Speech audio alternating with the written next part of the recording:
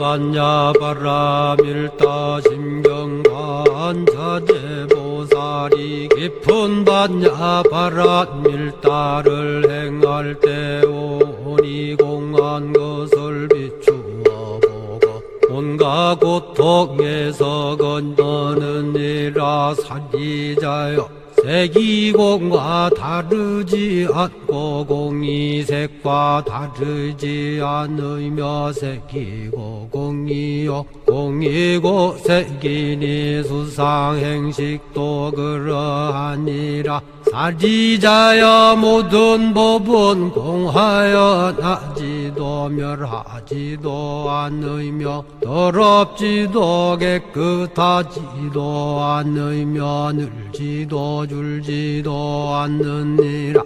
그러므로 곧 가운데는 색이 없고 수상행식도 없으며 안이비설신의도 없고 색성향 미촉법도 없으며 눈의 경계도 의식의 경계까지도 없고 무명도 무명이담까지도 없으며 늙고 죽음도 늙고 죽음이 다함까지도 없고 고진열도도 없으며 지혜도 듬도 없느니라.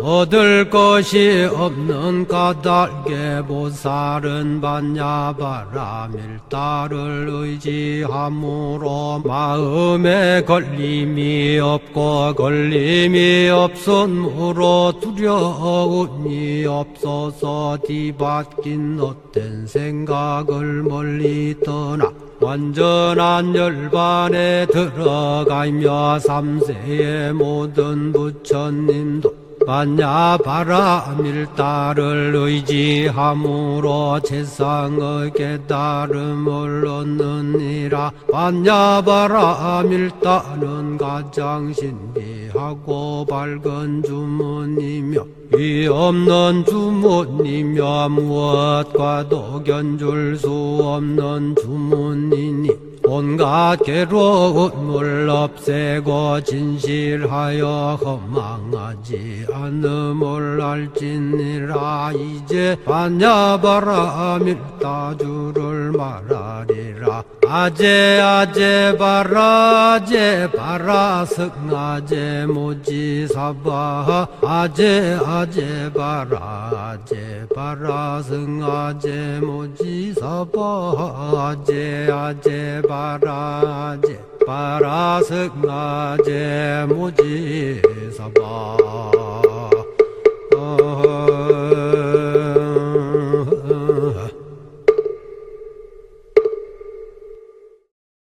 안녕하세요. 박청규 교수입니다. 반갑습니다.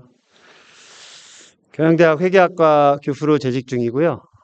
지금 다르마 칼리지 교양 외국어센터장 맡고 있습니다. 그래서 오늘 이 자리 참 어려운 자리인데 이렇게 좀 많은 분들 앞에서 강의해 보긴 좀 처음인 것 같습니다. 강의실 밖에서 강의를 해보긴 처음인 것 같고, 오늘 두 가지 토픽을 말씀드릴 텐데, 이제 불교하고 경영학을 좀 접목시켜 보고자 노력은 했으나 어떻게 들리실지는 모르겠습니다. 근데 오늘 함께 주관하는 이제 경영대학뿐만 아니라 그 뒤에를 제가 계속 못 보고 있었어요.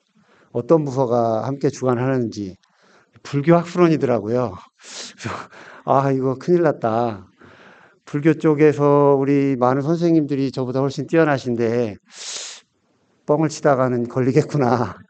또한 또 경영학 쪽은 또 우리 경영대학에 저보다 선배님들이 뭐 훨씬 많으시니까 훨씬 훌륭하신 분들 앞에서 이게 약간 뭐 번데기 앞에서 주름 잡는 격이랄까요? 그래서 굉장히 많이 떨립니다. 저도 강단에 쓴 지가 한 15, 16년 이상 됐는데 오늘만큼 또 떨리기는 처음입니다. 또 제목은 좀 거창하지만 제가 불자로서 제가 아는 수준에서 조금 불교하고 ESG 경영을 좀 접목시켜 봤습니다. 그래서 오늘 세 가지 이렇게 좀 말씀을 드릴 텐데요.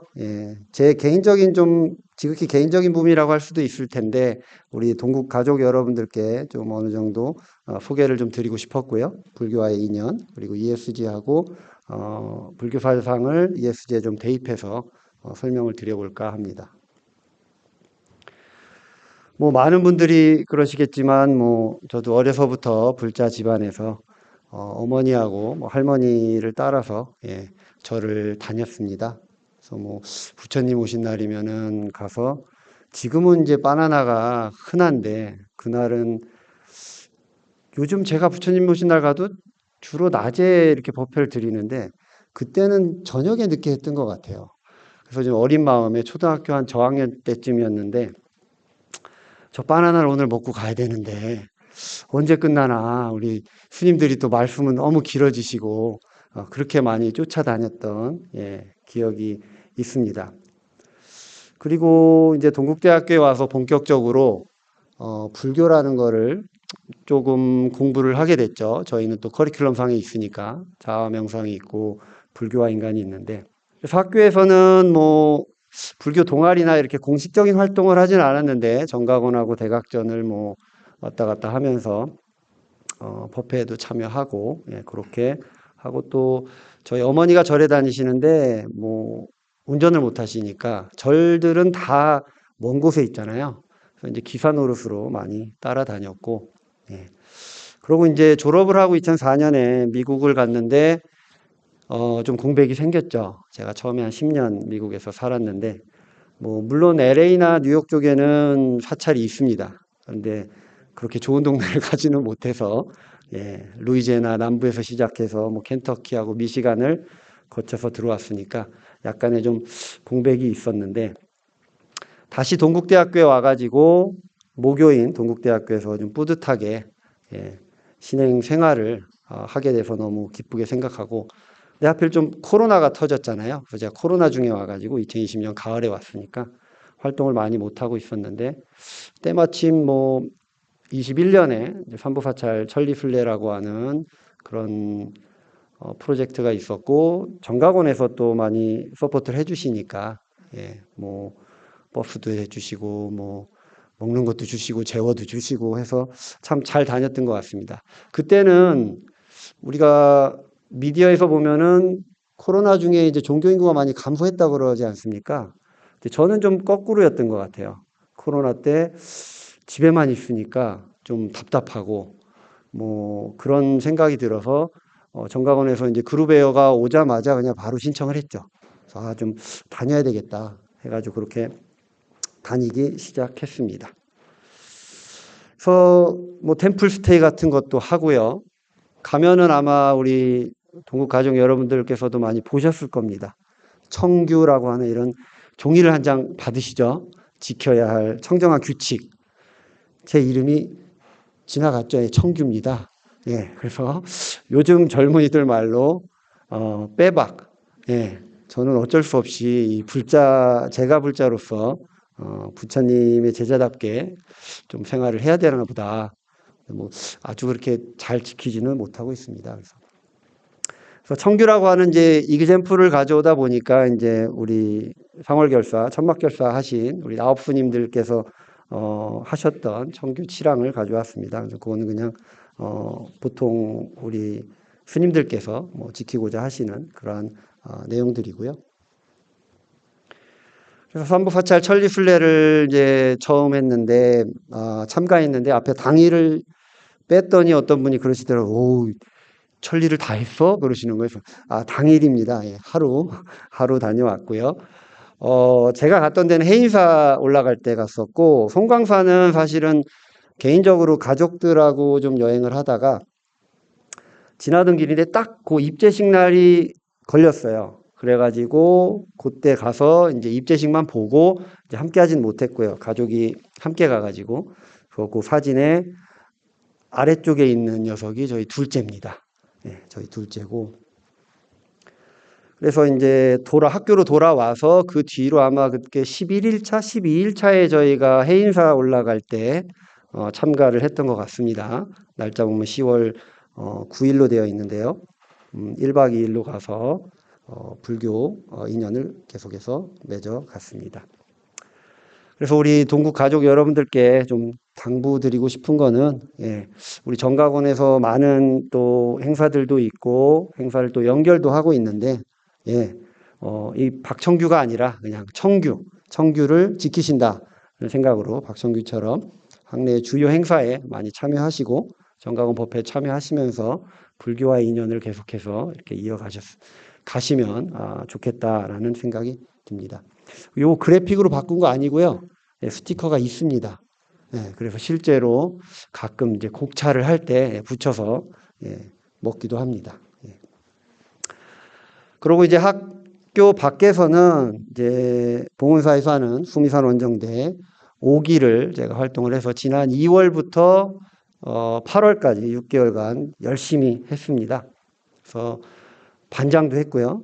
한 기수에 4개 반이 있는데 그래서 그 중에 하나 반장을 맡아서 체중이 감소할 만큼 열심히 뛰어다녔습니다. 여기 오늘 주관하는 두 대학을 대표하는 인물이 있습니다. 하나는 저고요. 그리고 우리 김봉주 팀장님. 하필 딱 맞았어요. 경영대학과 불교학술원이 함께 주관을 하는데 김봉주 팀장님하고 같은 기수에 같은 반으로 열심히 활동을 했습니다. 그래서 아래 사진은 이제 법주사 템플스테이 다녀온 사진이고 그 안쪽에 보시면 이제 모자 쓰신 분이 부주지 스님, 가군 스님, 그 법고를 뭐 국내에서 제일 잘 하신다고 본인이 그러셨는데 보여주시지는 않으셨습니다. 그리고 위에는 이제 정목 스님이 저희 수미산 원정대 강의를 한번 오셨었어요. 근데 우리 도반님들께서 너무 좋다. 한번 찾아가 뵙자 해가지고 또 정각사에 우리 반 식구들하고 함께 찾아가서 그렇게 인사를 드렸었습니다.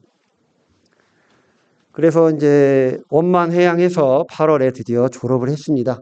그래서 좀 제 자랑 같은데 뭐 제가 학교 다닐 때 상을 많이 못 받아봤습니다. 반장도 못 해봤고요. 그래서 반장도 하고 해가지고 상을 받고 이렇게 법명도 또 새로 한번 받아봤습니다. 대학 때 받았던 법명이 있는데 이번에 또 보관이라고 하는 또 새로운 법명을 받아서 의미는 굉장히 좋더라고요.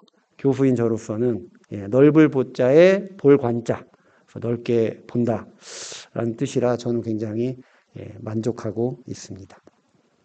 이렇게 해서 불교와 인연을 대학 때부터 계속해서 이어오고 있습니다. 그래서 불교에서 가르침을 저도 큰 스님들하고 여러 스님들을 통해서 가르침을 받고 그걸 또 되뇌어 보면서 제가 하는 일에서 또 불교 사상을 한번 대입해 보면 어떨까.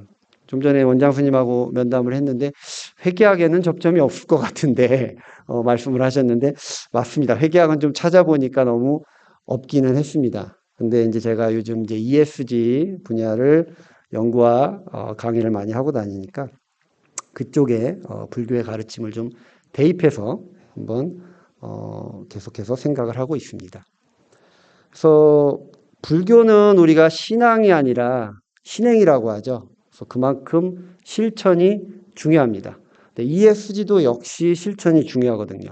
그래서 그 두 가지가 접점이 분명히 존재하는구나 해가지고 제가 좀 연구를 해봤으나 제가 이 경전을 막 이렇게 두꺼운 거를 다 통독하고 막 구석구석을 찾아서 할 정도의 능력은 아직 없기 때문에 좀 기본적인 교리에 입각해가지고 ESG를 좀 설명을 해 보도록 하겠습니다. 자, 두 번째 항목, 이제 ESG가 먼저 무엇인지 설명을 좀 드려야 나중에 이제 불교 사상을 대입할 때 이해가 좀 되실 것 같아요. 우리 동국 가족 여러분들은 불교보다는 ESG를 좀 더 생소하게 생각하시지 않으실까 하는 생각에 ESG를 먼저 좀 설명을 드리겠습니다. ESG가 뭐죠? E는 아마 가장 친숙하실 거예요. 환경, environment이 있고, 이제 social, 사회적인 분야 있고, governance, 지배구조라고 하는데, 요건 해석이 좀 저는 마음에 안 드는데, 그냥 그 외래 그대로 governance라고도 또 부르기도 합니다. 그래서 기업에서 ESG 활동과 성과, 보고를 주된 이슈로 지금 기업 경영에서는 큰 화두가 되고 있죠. 그래서 제가 여기서 연구로서 집중하고 있는 것은 ESG 보고입니다. 아마 최근에는 이제 공공기관, 저희 학교도 아마 ESG 관련해서 뭐 프로젝트를 좀 하고 계신 걸로 알고 있는데, 우리가 실천하고 있는 이런 ESG 활동을 실천뿐만이 아니라 그것을 보고하는 게 굉장히 어렵습니다. 정해진 틀이 없고 또 이 대상이 정해져 있지 않기 때문에 단순히 뭐 윗사람에게 혹은 정부의 어떤 부서 여기에다만 보고를 한다면 쉬운 문제지만 불특정 다수가 본다고 할 때는 굉장히 어려운 문제가 되겠습니다. 그럼 이 ESG가 갑자기 하늘에서 뚝 떨어졌느냐? 최근에 그런 건 아니고요. 과거에는 이제 뭐 CSR이라고 하는 그런 부분도 있었고 ESG가 CSR하고는 좀 다릅니다. 근데 그 설명을 드리자면 좀 시간이 길어지니까. 과거에는 제가 그 밑에 영어로 써놓은 거는 이제 쉐어홀더하고 스테이크홀더의 차이로부터 ESG가 최근 관심을 많이 받게 된 것 같아요. 과거에는 기업 경영이 주주 이론에 입각해서 무조건 주주의 부를 불려주는 것이 기업의 최대 목적이다. 이윤 창출이 최대 목적이 되겠죠. 그런데 지금은 이제 그 기류가 좀 바뀌어서 스테이크홀더는 주주뿐만 아니라 여러 이해관계자들의 그런 니즈를 다 반영을 해줘야 한다. 그러다 보니까 기존에 우리가 알고 있었던 무조건 돈을 악착같이 벌어가지고 주주들에게 나눠주는 그러한 논리로는 기업 경영이 성공할 수 없다. 해서 ESG가 조금 더 부각을 받게 된 것 같습니다. 제가 계속해서 이제 부각을 받게 됐다, 뭐 관심을 받게 됐다라는 표현을 하죠. 그러니까 ESG가 생겨난 게 아닙니다. ESG가 생겨난 건 한참 전에 있었고요. 최근에 와서 그 흐름이 주주 이론에서 이해관계자 이론으로 넘어가게 된 그러한 배경이 있습니다. 그래서 제가 최근에 제주항공을 이용해 봤는데요. 컵이 이렇게 바뀌어 있더라고요. 환경까지 생각하는 작은 실천, 제주항공. 그래서 이렇게 실천을 합니다. 제주항공이 참 잘하고 있구나 하는 생각이 들었어요. 보통 기업들이 ESG 활동을 하더라도 이거를 널리 알려야 되는데 알리기가 쉽지 않거든요. 마치 너무 좀 드러내놓고 하면 또 반감이 생길 수도 있고. 그런데 제주항공은 직접적으로 고객과 밀접하게 대면하고 있기 때문에 굉장히 쉽습니다. 이렇게 종이컵 하나 바꿔가지고 우리가 지구를 위해서, 여러분들을 위해서 이렇게 환경을 생각하며 종이컵을 리사이클된 그러한 종이컵을 활용하고 있다. 그래서 이걸 보는 순간 그래 이건데 ESG는 지금 보고가 더 큰 문제거든요. 어떻게 알려줘야 되나. 그래서 제주항공을 보면서 이러한 행동을 널리 알리는 게 결국은 ESG 또는 ESG 보고의 핵심이 되겠구나라고 생각을 했습니다. 근데 우리 법회다 보니까 좀 경직돼 계시네요. 제가 막 질문도 좀 하려고 했는데 그럴 분위기가 아닌 것 같습니다. 자, ESG를 이해하기 위해서 OCI라는 회사를 제가 가지고 와봤습니다. OCI 하면 어떤 회사죠? 혹시 아시는 분 계실까요? 뭐 프라닥이라도 어떤 제품이 나오나요? 최근에 대답을 안 하시네요. 예. 최근에는 이제 뭐 태양광 이런 거 하고 뭐 폴리카본 이런 것들 소재 해가지고 굉장히 친환경 그런 기업으로 거듭나고 있습니다. 혹시 이 회사의 옛날 이름 알고 계시는 분 있으실까요? 이 회사가 옛날에 동양화학이라고 했습니다. 동양제철화학. 그래서 염화칼슘하고 뭐 그러한 것들 만드는 회사였는데 물 먹는 하마 아시죠? 예, 물 먹는 하마가 여기서 나오기 시작했습니다. 그래서 그 옥시라는 브랜드를 만들어서 팔다가 그 옥시를 영국 회사에 넘겼죠. 매각을 했는데 그 뒤로 이제 가습기 살균제 사건이 나오게 됐습니다. 그래서 동양화학의 잘못은 아니고요. 동양화학은 과거에 이제 겨울철에 염화칼슘을 그렇게 판매하던 그런 회사였는데 이거 겨울에만 파니까 좀 아까운 것 같다. 여름에도 좀 팔 거를 만들어 보자 해서 만든 게 물 먹는 하마입니다. 결국 같은 재료로 해가지고 굉장히 경영을 잘하죠. 예, 그 이제 선대 회장님이 이회림 회장님이시라고 개성 상인이신데 제가 어떻게 이렇게 이 회사를 잘 아느냐? 예, 제가 나온 고등학교의 재단입니다. 예, 그래서 과거에는 좀 제가 안 좋은 모습을 많이 봤어요. 그 염화칼슘이나 이런 것들 만들 때. 더 이제 좀 연세가 있으신 분은 동양화학공업 하면은 무슨 회사인가요? 하고 여쭤보면 농약 만드는 회사요. 이러십니다. 그래서 그 답에 따라 이 제너레이션이 보이는데 요즘 신세대들은 이제 태양광과 폴리카본 이런 것들을 만드는 회사로 친환경 차세대 기업으로 알고 계시죠. 그래서 사업을 보면은 이제 베이직 케미칼이 아무래도 좀 압도적이고 석유화학 요게 이제 두 번째 거가 이제 기존의 굴뚝 산업이죠. 석유화학, 기존 정제 화학이고 카본 소재 이쪽이 나오고 에너지 솔루션은 사실은 아직 그렇게 많지는 않습니다. 퍼센티지로 보면 뭐 14% 정도 되고 아무래도 이제 케미칼 과거의 석유화학 부분이 합쳐서 약 뭐 70% 이상이 되니까 그쪽이 주력이라고 볼 수 있는데 어떻게 보면은 회사의 사명도 바꾸고 해가지고 이미지를 잘 관리를 한 것 같아요. 이 회사는. 그래서 이 회사의 ESG 보고서를 보면서 저희가 ESG가 무엇인지 한번 이해를 해보도록 하겠습니다. 그래서 ESG 보고서의 목차인데요. 잘 안 보이시죠? 그래서 제가 조금씩 확대를 해가지고 가지고 와봤습니다. 첫 번째 항목은 뭐 소개, 인트로덕션하고 CEO 소개가 있고 회사의 기본적인 사업 개요 이러한 부분들이 나와 있습니다. 이 부분은 뭐 어떤 보고서에도 뭐 다 들어가 있겠죠. 우리가 흔히 아는 사업 보고서에도 이러한 부분들이 들어가 있을 거고요. 두 번째는 이제 ESG 관련된 이 회사의 정책이라든가 접근 방법 이러한 것들이 기술이 되어 있습니다. 그래서 어떻게 우리가 ESG를 평가하고 보고하는지 그리고 그 아래쪽 보시면 Sustainable Value Impact라 그래서 이 OCI가 가지고 있는 좀 중요한 이슈들. 이 ESG가 보고가 어려운 이유가요. 어떤 A라는 회사 너희들은 이거를 보고해라 라는 기준이 없어요. 우리가 다른 보고를 보면 이제 저는 회계니까 사업 보고서라고 있는 거 아시죠? 주식 투자하시면 아마 이제 재무제표가 있고서 사업 보고서는 모든 기업들이 똑같습니다. 첫 페이지에 뭐가 나오고 한 두세 번째 넘어가면 뭐가 나오고 재무제표가 내려가면 몇 번째에 있고 감사 관련 사항들이 보고가 되죠. 그게 모든 기업이 똑같은데 ESG 보고서는 모든 기업이 달라요. 그거는 이제 업종과 기업의 그 특성에 따라 달라진다는 얘기인데 그렇기 때문에 본인들이 어떻게 보면 셀프 리포트입니다.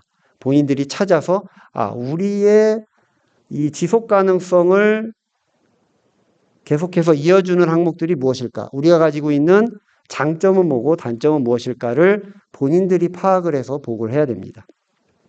그래서 그 넘버 17, 18, 19, 20을 보시면은 이러한 그 이슈들을 가지고 보고를 한다라고 하는 그런 목차를 보여주고 있습니다.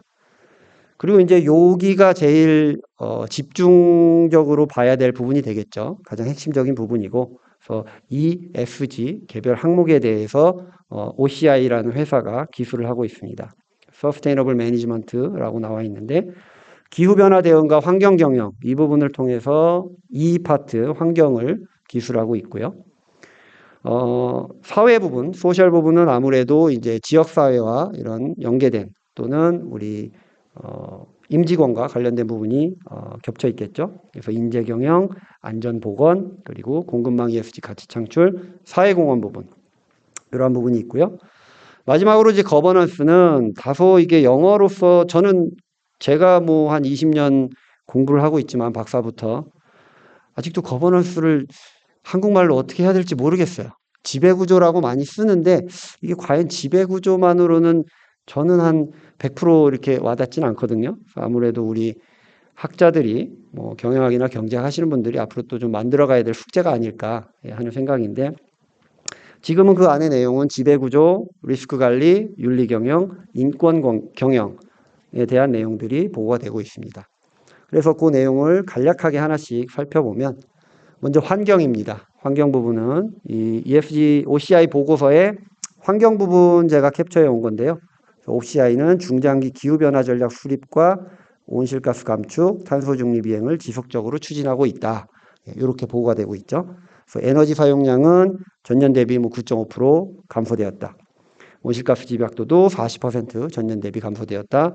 환경경영 시스템 ISO 14001이 잘 인증을 다 받고 전체 사업장의 약 80% 정도가 인증을 받고 있다. 이러한 핵심 포인트 세 가지를 기술을 하고 있습니다. 그러면 이제 OCI와 비슷한 뭐 그런 화학 그 산업의 회사들을 보더라도 요 보고서에 나오는 내용은 전부 다 달라요. 본인들이 좀 드러내고 싶은 장점 부분은만 좀 집중하는 게 아닌가 하는 생각입니다.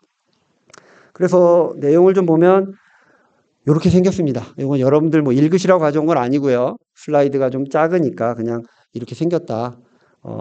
굉장히 많은 숫자가 들어가죠. 그래서 이제 회계학 교수가 좀 해도 되겠다라는 걸 보여드리려고 가져왔고요. 두 번째는 이제 사회적인 부분입니다. 사회적인 부분. 그러면 이제 인하우스에서 회사 내부에서 그런 어떤 조직, 문화 혹은 그 임직원 관련된 부분이 여기에 기술이 될 거고요. 또는 이제 지역사회 커뮤니티. 여기서 이제 과거에 우리가 많이 했던 CSR, Corporate Social Responsibility가 요 섹션의 어떤 일부분이 되겠죠. 그래서 OCI는 조직 문화 혁신과 소통 문화 강화를 통해 글로벌 인재 육성에 힘쓰는 한편 기업의 사회적 책임, 의무를 다하고 있습니다. 그래서 CSR이 이제는 어떠한 세부 항목으로 소셜 파트에 들어가 있다. 그래서 크게 임직원 교육이 몇 시간 정도 하고 있다. 협력회사는 이렇게 있다. 협력회사의 뭐 개수가 중요한 거는 아니겠죠. 그래서 후술하겠지만 이제 협력회사와 어떠한 그런 관계를 유지하고 있느냐. 이 갑을 관계가 아닌 함께 상생하는 그런 관계가 유지되고 있다라는 게 결국 ESG의 핵심이 될 것 같고, 임직원 자원봉사 시간 뭐 300시간 이렇게 나와 있는데 때론 좀 모호한 부분도 있습니다. 300시간이 이게 무슨 시간인지, 1인당 300시간이란 얘기인지, 뭐 총 300시간이란 얘기인지.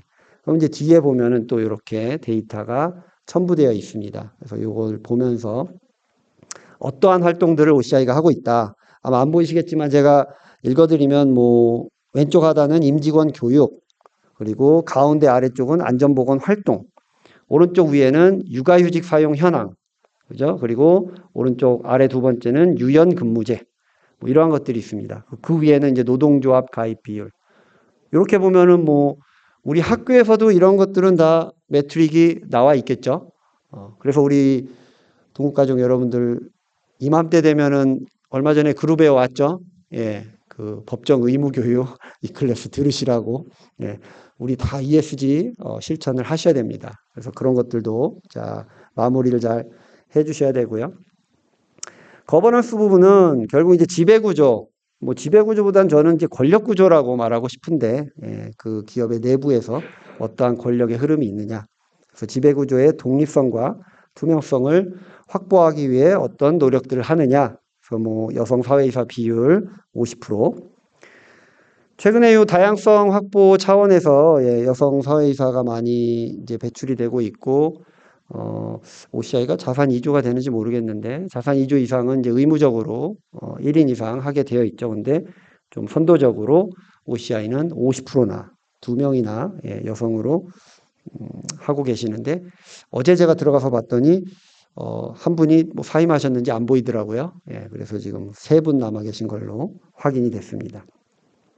그리고 이제 이사회 중심의 경영이 되다 보니까 과거에는 이제 오너 중심의 뭐 회장님이 하라고 하면은 다 하는 그러한 경영이었는데 최근에는 ESG가 확산되면서 이사회 중심으로 또 전문 경영인이 들어오면서 그렇게 확산이 되고 있기 때문에 사회이사의 그런 참여도가 중요한 이슈가 됐습니다. 그래서 얼마나 사회이사의 말을 잘 듣느냐 그러한 것들도 또 기록이 될 것 같고요. 그래서 사회이사의 참석률도 이렇게 통계로 나와 있고 총합적으로 이제 ESG 통합 등급이라는 게 보고가 됩니다. 그래서 한국기업지배구조원, 우리나라에서는 제일 권위 있는 기관에서 나오게 되겠죠. 그래서 이러한 ESG 활동을 자료를 수집해서 그럼 이제 보고를 하는데 보면은 이게 이제 보고서 내용 제가 그대로 가져왔습니다. 이 보고서의 보고 기간은 자, 읽어보겠습니다. 앞줄만. 본 보고서의 주요 보고 기간은 2022년 1월 1일부터 2020년 12월 31일까지이며 일부 주요 활동에 대해서는 약간 벗어나는 기간을 하고 있다. 보고의 범위는 비재무 성과의 경우 OCI 주식회사의 본사, 연구소, 연수원 등등 여러 가지 국내 사업장, 국내외 사업장이 포함되어 있다. 이렇게 기술되고 있습니다. 여기서 많이 본 것 같죠? 이제 좀 저의 영역으로 들어오는 것 같습니다. 회계 보고 쪽으로 들어옵니다. 회계 보고가 굉장히 이것과 유사하죠. 그래서 이제 답을 해드리겠네요. 회계학 교수가 왜 ESG를 발표하고 있을까? 여기 이제 법당에서 회계를 하기엔 조금 맞지 않는 것 같아서 제가 ESG를 가져왔으나 ESG의 근본은 저는 뭐 감히 우리 여기 선배 교수님들도 계시지만 뭐 회계라고 말씀을 드리겠습니다. 회계 정의를 보면 기업의 경제 활동에 대한 정보를 인식, 측정, 기록하여 회계 정보의 이용자가 합리적인 판단과 의사결정을 할 수 있도록 기업의 경영활동 성과와 재정 상태의 변동 상황을 화폐 단위로 파악하여 그 결과를 기업의 이해관계자들에게 전달하는 과정이다. 해가지고 밑에 이제 키워드가 재무활동, 성과평가, 기간보고라고 써놨습니다. 요거는 이제 재무회계, 제가 하는 재무보고의 영역인데, 앞서 제가 ESG가 뭐 하는 거라고 말씀드렸죠? 그대로 가져왔습니다. 기업에서의 ESG 활동, 성과, 보고. 결국 여기서 바뀌는 거는 아마 여기 본문에 재무 활동이 이제 비재무 활동으로 바뀌면서, 그러나 저희가 앞서 테이블을 봤지만 그럼 비재무 활동도 다 숫자로 되어 있어요. 이산화탄소의 배출량, 뭐 에너지 그 세이브한 정도를 측정하는 방법, 뭐 또 재활용, 리사이클을 얼마나 했는지를 다 측정을 하거든요. 결국은 그것을 측정하고 보고하는 것은 역시 회계의 영역이 아닌가 하는 생각에서 ESG를 이렇게 저도 최근에는 많은 연구하고 밖에서 강의를 많이 하고 다니고 있습니다. 책도 썼고요. 그래서 최근에 이제 주요 현안을 보면은 경제 상황이 뭐 지금 계속 어려운데 뭐 주식 시장은 아직 크게 어려움이 안 오고 있는데 좀 불안합니다. 우리 경제 상황이 굉장히 어렵고 ESG 경영이 계속 중요하게 확대되고 있습니다. 그래서 국내외 고객사의 요구도 확대되고 있고요. 최근에 이제 저희가 보면은 자동차 산업이 우리나라가 아주 장점을 가지고 있는 산업 중에 하나인데 그 자동차 부품 회사들이 굉장히 어려움을 겪고 있습니다. 우리가 이제 뭐 BMW, 벤츠, 독일 3사를 사더라도 부품의 아마 반은 다 메이드 인 코리아일 겁니다. 그래서 뭐 만도나 이런 데도 다 유럽 쪽에 넘어가고 있는데 지금 미국은 다소 조금 어려운 부분이라 미국 얘기까지 하면 오늘 좀 길어질 것 같고 유럽 쪽이 좀 선도적으로 ESG를 굉장히 강제하고 있습니다. 물론 우리나라도 좀 따라가는 영향이 있지만 유럽은 지금 24년 회계연도부터 이제 그 ESG 공시를 의무화하고 있어요. 그러면 기업에서 어떤 생산 활동이나 판매 활동을 할 때 예를 들면 BMW다. 그러면은 그 BMW의 ESG 활동만 강제하는 것이 아니라 그 협력사, 결국은 부품이 들어오는 협력사, 뭐 예를 들어 만도라고 할게요. 만도가 실제 납품을 하는지 모르겠습니다만 만도가 납품을 한다면 그 만도의 ESG 정보도 함께 들어가야 됩니다. 그게 안 되면은 BMW의 등급이 떨어지고 BMW가 곤란에 빠질 수 있기 때문에 그럼 BMW가 어떻게 하겠어요? 만도 제품을 못 받죠. 만도가 ESG를 하지 않는다면. 그러나 뭐 우리나라의 만도가 뭐 옛날의 만도가 아닙니다. 만도 굉장히 큰 회사이기 때문에 요즘 ESG는 잘 하고 있습니다. 그래서 공급망 실사가 그 부분이고 그래서 뭐 티어 1, 티어 2, 티어 3까지 협력 업체들에 대한 ESG 보고가 함께 들어가야 된다는 그런 의무가 유럽 쪽에서 먼저 생겼고요. 미국은 뭐 그런 것 논의도 없이 그냥 해버리죠. IRA라 그래가지고. 유럽은 몇 년 됐어요. 거기는 이제 의회에서 승인을 해가지고 우리가 몇 년 후에 2024년 회계연도, 즉 2025년 1월부터 시행을 할 거다라고 되었으나 유럽은 미국은 대통령 바뀌고 그냥 갑자기 우리 필요하다. IRA 해버리자. 하면 이제 갑자기 국내 기업들이 힘들어지는 그런 상황이 되고 있죠. 그래서 국내에서도 ESG 규제가 지금 빠르게 들어오고 있는데 자산 2조 이상의 그 큰 기업들은 2025 회계년도부터 원래 의무화하려고 했었는데 아마 지난달인가 바뀐 것 같아요. 1년 연기해 주겠다고 하는데 제가 좀 이렇게 보고 다녔는데 1년은 더 힘들 것 같은데 조금 뭐 2030년까지도 좀 힘들지 않을까. 뭐 저는 개인적으로 그렇게 생각을 합니다. 근데 기업들이 얼마나 따라올지는 모르겠고 또 투자자 요구가 계속적으로 확대가 되고 있기 때문에 뭐 여러분들 뭐 MSCI 그런 뭐 지수라든가 여러 투자은행들이 이러한 요구를 확대하고 있습니다. 그래서 ESG가 굉장히 중요한 상황이라는 그 말씀을 드리고 이제 본격적으로 좀 불교에서 우리가 한번 배워보자. 제가 또 깊이가 그렇게 아주 깊지는 않기 때문에 아주 기본이 되는 교리를 한번 좀 대입을 해봤습니다. 그래서 제가 봤을 때 제 개인적인 제가 불자로서 불교에서 신행은 크게 두 가지인 것 같아요. 하지 말아야 할 것과 해야 할 것. 그래서 법문을 듣고 이렇게 하면은 그렇게 근데 스님들은 하지 말아야 할 것은 말씀은 잘 안 하시는 것 같아요.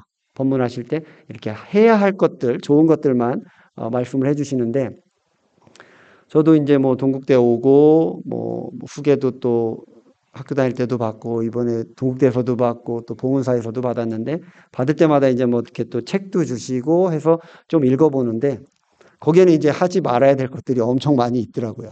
그래서 읽다 보면은 우리가 인생을 참 올바르게 살아야겠구나 하는 그런 생각들이 있는데 그래서 5개를 먼저 생각해 봤습니다. 제 개인적으로는. 그래서 5개를 생각해 봤고 또 이제 육바라밀 해야 할 것들.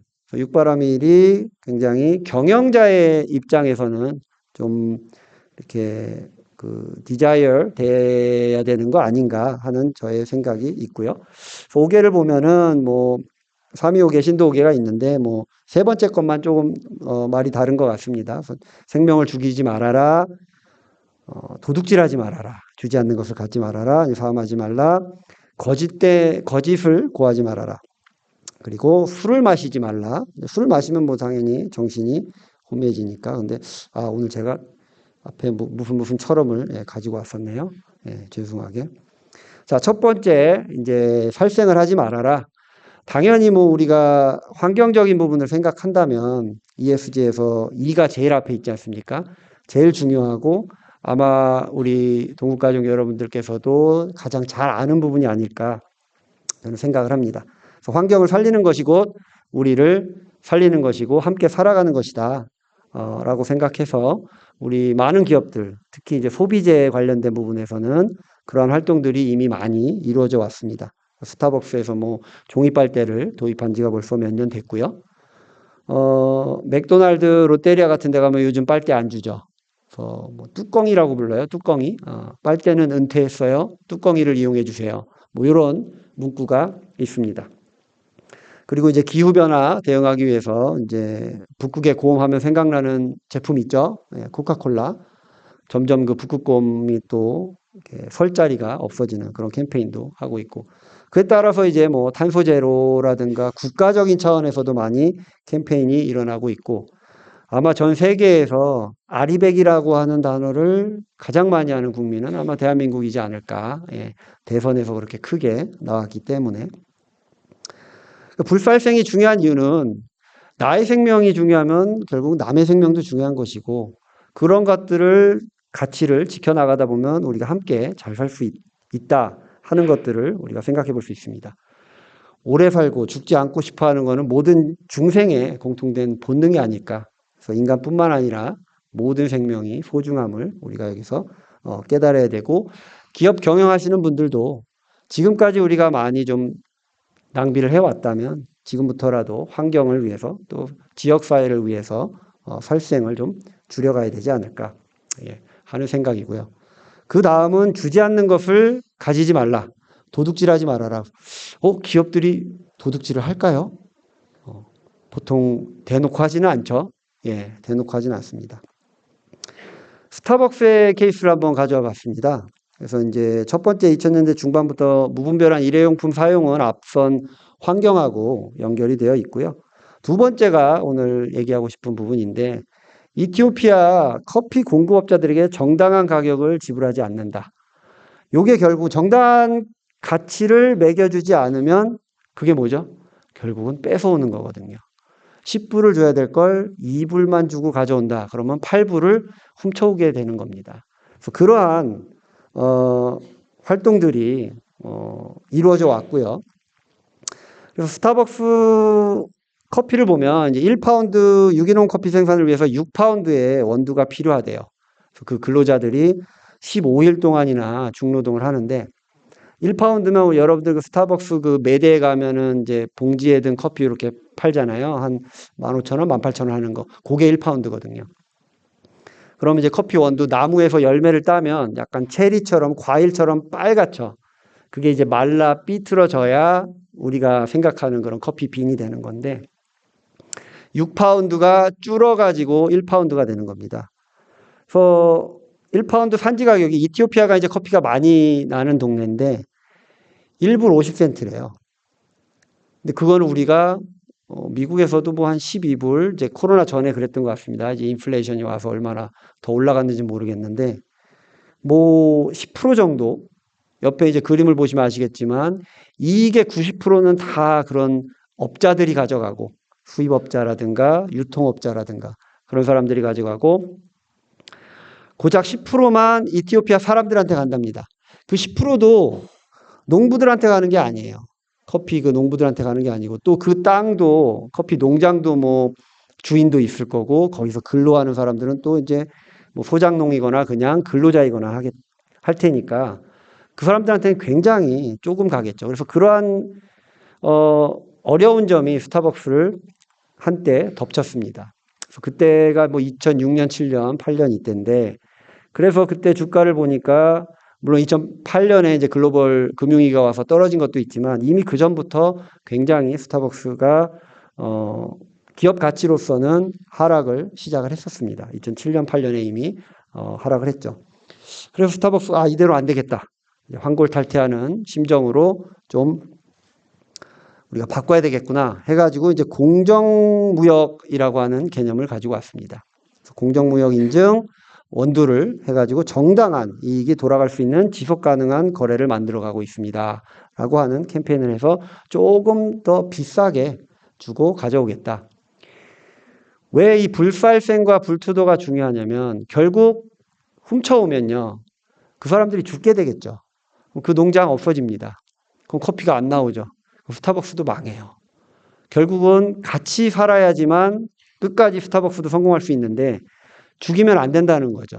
그래서 그러한 측면에서 스타벅스가 좀 빨리 좀 그 포지션의 변화를 가져왔던 것 같고요. 이 무분별한 해외 진출이 좀 문제가 되는데, 스타벅스는 사실 잘못은 아니에요. 왜냐하면 우리가 커피 벨트라고 하잖아요. 적도 위아래로 해가지고 나오는 지역이 정해져 있습니다. 스타벅스 본사하고 뭐 1호점은 시애틀에 있는데 시애틀은 커피가 나지 않으니까요. 그들은 이티오피아를 갈 수밖에 없었죠. 뭐 케냐를 가고 콜롬비아를 가고 그럴 수밖에 없으니까 어쩔 수 없는 문제가 있는데, 최근 이제 우리나라의 산업을 봐도 해외 진출 많이 하죠. 특히 제조업 쪽에서 노동 집약적인 부분. 과거에는 어디로 많이 갔죠? 중국으로 많이 갔죠. 그 다음은 베트남. 이제 베트남도 끝났습니다. 그 다음에 이제 말레이시아, 인도네시아, 뭐 지금은 인도까지 가죠. 베트남이 끝났다고 제가 말씀드렸는데 뭐가 끝난 걸까요? 임금이 이제 올라갔어요. 그래서 제가 제조업 하시는 분들하고 이렇게 얘기를 해보니까 한 달에 300불이래요. 마지노선이. 해외로 가서 우리가 300불 이상을 주면은 해외를 갈 필요가 없다. 그럼 과거에 중국을 갔을 때 1인당 한 달에 300불 이하를 줬다는 얘기고, 그게 올라가니까 그 다음은 이제 베트남을 갔죠. 베트남으로 가고 그 다음 말레이시아, 인도네시아. 그런데 그쪽에 보면은 이제 우리나라의 섬유 업체들이 많이 가 있습니다. 한세실업이라든가 영원무역 이런 쪽들이 많이 가 있는데, 그게 노동 집약적이잖아요. 그래서 싼 그 인건비가 굉장히 중요한데, 그렇게 해서 많이 가 있다 보면 기업이 이윤 창출만 생각하다 보면 굉장히 안 좋은 결과를 맞이할 수 있습니다. 그쪽에서 좀 인권에 대한 문제라든가 그래서 그런 문제들을 좀 잘 해결하면서 우리가 기업 경영을 해야 되지 않을까 하는 생각입니다. 그리고 이제 불싸움, 불망어, 불음주는 좀 다소 좀 개인적인 부분이라서 제가 뭐 특정인들을 좀 언급하기는 그렇고 국내에 계신 분들은 그래서 경영자 또는 오너 일가의 일탈로 기업 가치가 하락하는 부분을 많이 봤죠. 최근에는 이제 빌 게이츠하고 일론 머스크도 그 대열에 동참을 하시는 그런 좀 안 좋은 동참입니다. 이거는. 그래서 제가 보니까 이제 앞선 이제 빌 게이츠, 일론 머스크와 관계가 있는데 책 5개 이야기를 동국대 와서 선물을 받아가지고 좀 읽어봤습니다. 우리 여기 기혼 남성분들 잘 들으시면 좋을 것 같은데 남편은 5가지 일로 그 아내를 존경하고 부양해야 한다. 그 5가지는 무엇인가? 첫 번째, 바른 마음으로 존경하고 뭐 근간이 되겠죠. 두 번째, 아내의 생각에 대해 미움을 품지 말며 이건 이제 저도 많이 들은 것 같아요. 현대적으로 해석하자면 아내는 항상 옳다. 그죠? 아내는 언제나 옳다. 다시 생각해도 옳다. 아내의 말에 반기를 드시면 안 됩니다. 무조건 따라가시고요. 3번은 넘어가겠고 4번 때에 맞춰 의식을 주며 무엇일까요? 매월 17일은 아내에게 월급을 갖다 주는 날. 그죠? 월급을 갖다 줘야 된다. 라는 뜻이고 5번은 저 개인적으로는 좀 이런 게 부처님이 말씀하셨단 말이야? 때때로 보배로 만든 장신구를 줘야 한다? 그래서 요즘 뭐 샤넬과 에르메스 앞에 그렇게 줄을 서는 건가? 샤넬과 에르메스가 나오지도 않았을 때 이미 이 말이 전해졌을 텐데요. 이 부분은 저는 받아들이기는 좀 힘듭니다. 근데 우리 불교학술원의 우리 선생님들께서는 조금 교리적으로 좀 설명을 해주실 수 있지 않을까 그런 생각을 하고 있습니다. 앞서 5개는 이제 하지 말아야 할 것들이고 이제 육바라밀은 이제 하면 좋은 것들, 그 생사의 고해를 건너 열반의 피안에 이르기 위해 닦아야 할 6가지 실천 덕목 해서 보시지계 인요, 정진, 선정, 지혜가 있습니다. 6가지인데 제가 3가지씩 묶어가지고 위아래로 정리를 해봤는데 사실은 이제 우리가 많이 듣기는 상구보리 하와중생 아래 것부터 얘기를 하죠. 위로는 이제 깨달음을 추구하고 아래로 중생을 보살핀다 하는 얘기인데 조건 없이 기꺼이 주고 계율 잘 지켜 악을 막고 선을 행하고요. 박해나 곤욕을 참고 용서한다. 그래서 타인을 위한 이타의 생활, 자비 실천이죠. 이건 좀 경영자의 자세가 아닌가 하는 생각이고요. 경영자가 좀 너그럽게 앞만 보고 달려가지 말고 뒤도 좀 보고 좌우를 살피면서 지역사회까지 함께 살펴가면 좋은 자세이지 않을까. 그리고 앞서 다시 보면 이제 상구보리 자신을 위한 자리 성찰은 비단 뭐 경영자는 당연히 포함이 또 될 것이고요. 모든 임직원이 함께 본인의 자리에서 열심히 하는 그러한 자세를 뜻한다고 볼 수 있겠습니다. 그래서 육바라밀은 뭐 최근 그 사회공헌 여기가 이제 CSR라고 아마 접목이 될 것 같습니다. 그래서 기업의 목적은 최대 이윤 창출이지만 우리가 그 최대 이윤을 창출함에 있어 책임과 의무가 또 함께 요구됩니다. 나와 남이 다르지 않으니 기업과 단체가 서로에게 영향을 미치는 초연결 사회입니다. 엊그저께 아마 이 종호수님께 제가 말씀을 들은 거예요. 그때 이제 연기법, 그죠? 세상은 모두 다 연결돼 있고 너가 태어난 거에는 다 원인이 있다, 그죠? 그렇기 때문에 우린 다 연결되어 있으니까 함부로 혼자만 잘났다고 그렇게 앞서 나가면 안 좋다 하는 그러한 뜻인 것 같습니다. 그래서 비단 이제 사회적 책임 그냥 이렇게 무상으로 주는 거죠. 그걸 뛰어넘어서 결국은 우리가 협력 회사들까지 함께 아까 말씀드렸지만 그들을 죽이면 제가 살아날 수가 없어요. 모든 생산 단계에 처음부터 끝까지 다 혼자 할 수는 없으니까요. 그래서 협력업체와 함께 살아야 하는 공급망 ESG 가치 창출이 최근에는 부각을 받고 있죠. 앞에 CSR과 이 ESG 차이가 뭘까요? CSR은 그냥 줍니다. 재무제표상에서 보면 비용밖에 없어요.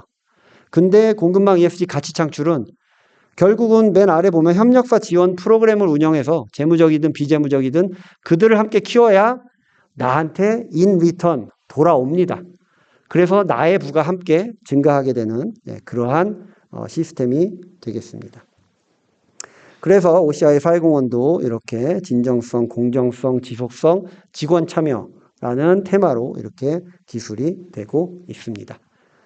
그래서 마지막으로 제가 어떤 큰 스님의 말씀을 좀 흉내내 봤습니다. 볼시변이 있고 복자죠. 복, 행복할 때 복, 그죠? 한일자, 입구자, 밭전자. 눈으로 딱 봐서 한 사람의 입에 풀칠할 정도의 밭대기만 있으면 그게 행복이다 하는 말씀을 들었습니다. 그 이상은 다 욕심이다. 우리 기업 경영을 하시는 분들한테 불교를 좀 전하면 우리 기업의 ESG가 실천이 잘 되시고 또 완성이 되지 않을까 하는 생각에서 이렇게 오늘 강의를 마무리하도록 하겠습니다. 감사합니다.